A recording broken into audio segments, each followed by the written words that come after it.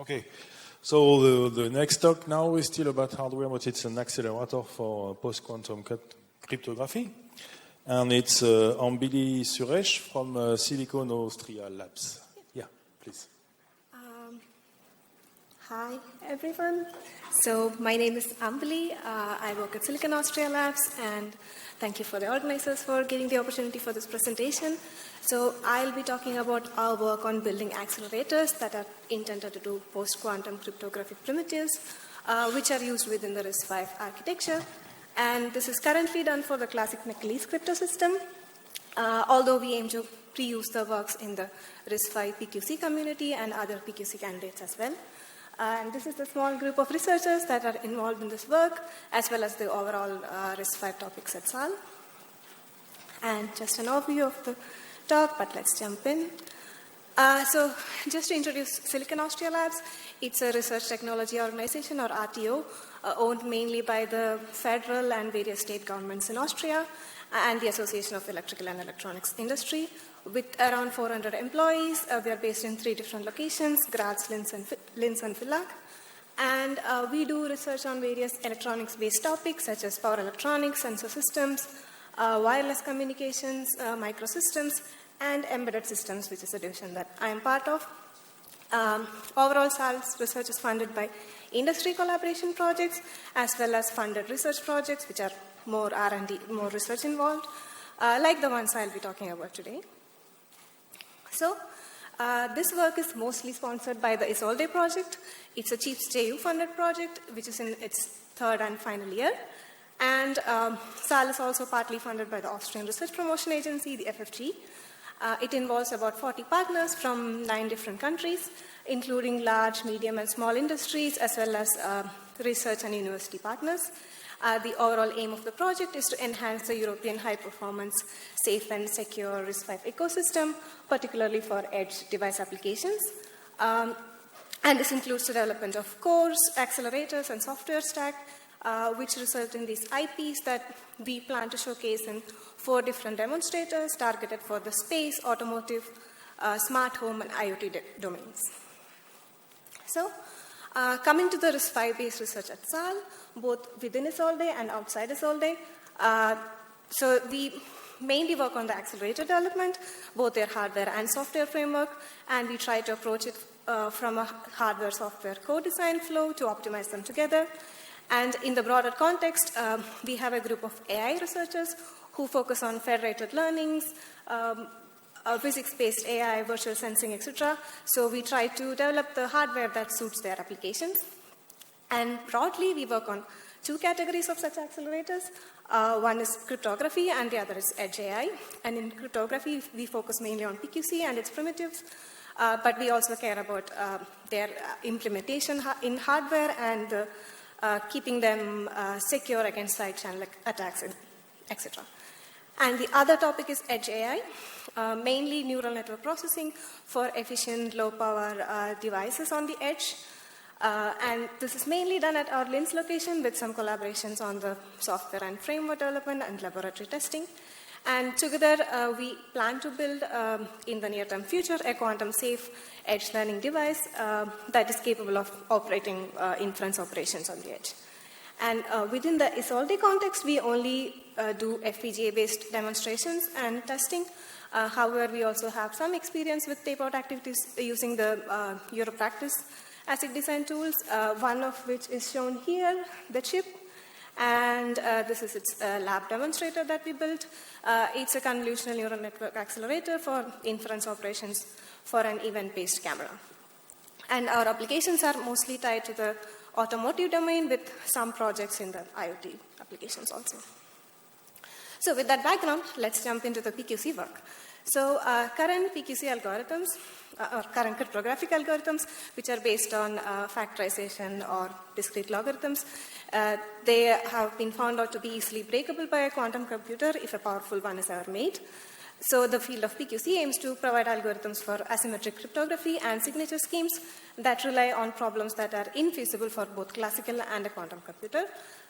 This topic has been highlighted in the recent years due to the standardization efforts by NIST that ran most of the past decade. although some of these schemes have been existing for multiple decades before that as well. These are broadly categorized into lattice-based, code-based, isogeny, and multivariate ones. And in the end, some of them were found out to be not very secure, with the code-based and lattice-based ones making it to the final round of the standardization project. And in the end, NIST selected 2 lattice-based algorithms and a hash-based algorithm for the final standards. However, the algorithm that we discuss for now is a code-based cryptographic algorithm called the classic McLeese, for reasons we'll see. So this was described by Robert McLeese in 1978 based on algebraic codes. And for a brief overview of how the crypto system works, so it's an asymmetric cryptographic system. So you have a public key and a secret key. So, and the public key is known to everyone. So, for example, if Alice wants to send a message to Bob, Alice already knows Bob's public key. So she encrypts the message using the public key. And this public key is chosen based on an appropriately chosen linear code, which can decode up to T errors. And so that's your generator matrix.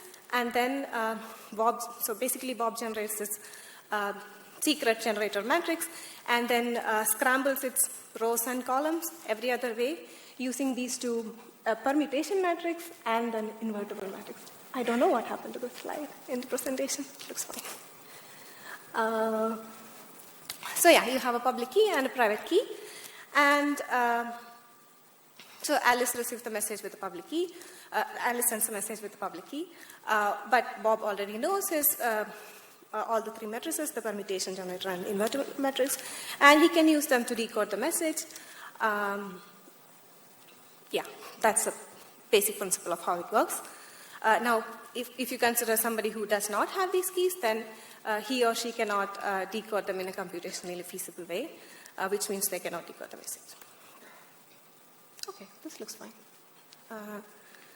So some of the advantages of the McLeese crypto system is that it's faster to do the encryption and decryption, and it also results in a comparatively smaller ciphertext. And it's also much or relatively easier to make it safe against side channel attacks, with most of the existing hardware algorithms already constant time implementations. The major disadvantage of this algorithm is that the key sizes are very big because your generator matrix is hundreds by hundreds of sizes. And so it's hard to store them in your on-chip memory or making it particularly hard for embedded applications. And since it deals with very large matrix sizes, it also poses some computational issues when you're dealing with the key generation part of it. And this is just a summary of all the steps that are involved in the definition of the algorithm. However, the hardware implementations are using a slightly different variant of it called the Niederreiter crypto system, which are still based on the COPA codes. But yeah, they use rather the same functions. So from a hardware implementation challenge, the 2 of the main issues is related to the large matrices that are involved. So if your parameters N, T, and K are like this, so you have matrices that are a few kilobytes in, or hundreds of kilobytes in size. And a key step in the key generation algorithm involves generating these matrices and then systemizing it. So basically you have a large matrix that is wider but shorter, and then you want to convert it into an identity matrix and then another smaller matrix. So if your randomly generated matrix is not systemizable, then you have to restart the whole process again. And mathematically, it takes about 3.5 tries to get into the right systemizable matrix, so that's a very computationally intensive step. So there's a lot of previous work done on the hardware and FPGA implementation by optimizing the Gaussian elimination process that's involved in it, by trying to parallelize it as much as possible, and also to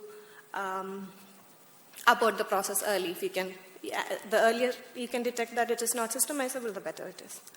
The other step is this convolution-like operation where you have to evaluate your large polynomial at multiple points. This is currently done by this additive FFT algorithm. So it makes use of so it's similar to a Taylor series expansion. So basically, it makes use of some properties of the finite field to replace some steps, some multiplication steps in your FFT by additions. So that saves a lot of hardware resources computationally.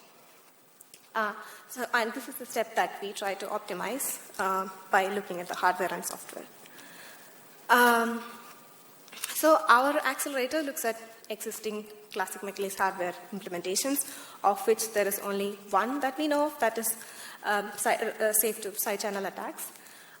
So as mentioned before, this involves polynomial multiplications at various steps in the key generation and decryption stages. So, and mainly there's one step where you have to reduce the powers of your polynomial, and but since recursion is not easy to implement in hardware, you try to parallelize it. So that's one aspect of it. The other is that these powers are not necessarily a power of 2. So how you pad them to do this operation, that's another step. So, and we try to reference it with, so NTT is another module of cryptography where there is a lot of research happening. So we try to compare it with the existing NTT implementation and choose the best of both worlds to do these operations. The other frequently used module in this implementation is the KCAG module, which is used for the pseudo-random numbers that's used in multiple steps of the algorithm, which is also a hot topic in the PQC working group for the RISC-V community. So to summarize our current status, so far we have only just implemented the crypto part in RTL. There is not much software development. That is still work in progress. And it shows some tentative improvements in the timing performance, but at the cost of some area. And we ultimately want to test it in one of the Isolde demonstrators, which will use this huge Vertex ultra-scale board, which is convenient for us because it has large memory resources. And we also have a RAM, which is interfaced with an AXI and a control unit. And separately, we also want to finally stitch it together with the CVS6 through its AXI and all the other bells and whistles. So that's another work in progress that we have. So to summarize, the classic McLeish crypto system is interesting due to its long-standing security record. We believe it's useful to approach it from a primitive-based acceleration so that we can reuse the work done in other cryptographic algorithms and the general PQC community as well as the RISC-V community. We are currently looking into the FFT side of things for the polynomial convolution operations, which is a work in progress, but it looks promising, but stay tuned for more updates. And our goal is to integrate everything within the RISC-V ecosystem to take advantage of the already available instructions, toolchains, simulators, and other IPs as much as possible. And finally, we also would like to thank the CHIPS JU and FFG for continued funding of the RISC-V-based projects and their efforts to nurture the open hardware community. And thank you. And we have a poster in the Island 1.1, so please drop by if you have more questions. And thanks also to all the Isolde partners who are here or not. Thanks a lot.